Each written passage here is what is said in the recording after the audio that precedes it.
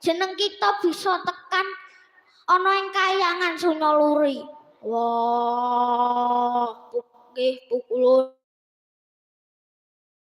dos banyu perwita suci kanggo srana wedaring ilmu sastra Jendra Hayoningrat sastra cetha paripurnaning wangsit Ger Bratasena.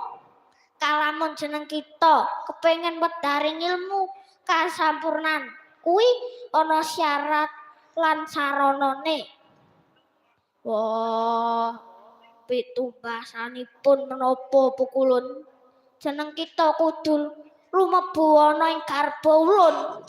Wah, pukulun Ruci Bathara menapa nggih saged paduka alit kula ageng kanthi niat kang tulus jeneng kita lunggah ngenengaken panca driya mlebu sangka kuping kireng ulun.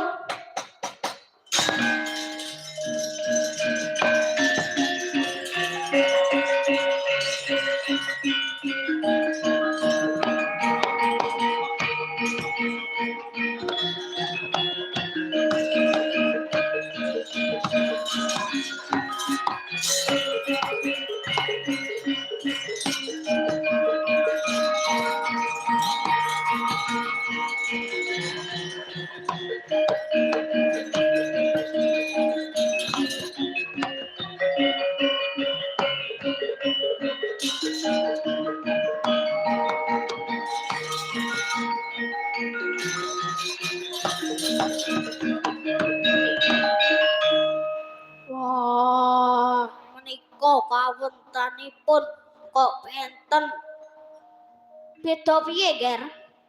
Wonten mriki malah ketingal ayem jenjem mat sarta tentrem. Iya, kuwi kang diarani alam kasuwargan lan kalanggengan, Ger. Nuwun inggih sajroning wonten mupangat menika kok wonten cahya warni cemeng warni abang kuning putih menika werdine menapa pukulun warna ireng kuwi gambaraning kang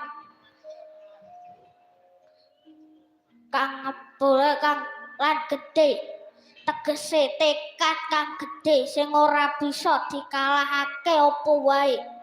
Warna abang kuwi nafsu angkara tegese wani mula yen kowe wani aja wedi-wedi yen wedi aja wani-wani.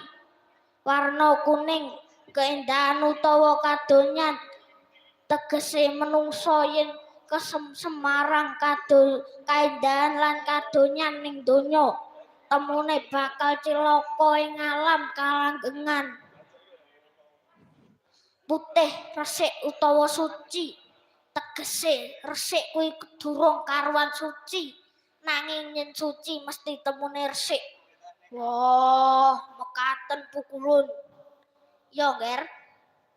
Menawi mekaten kula trimah wonten mriki kemawon amargi pun rumaos ayem jenjem nikmat lampung wanget wonten mriki.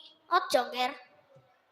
Jeneng kita kudu bali ana madya pada jalaran jeneng kita iku satriya tama kudu nindakake darmaning satriya ya darmaning urip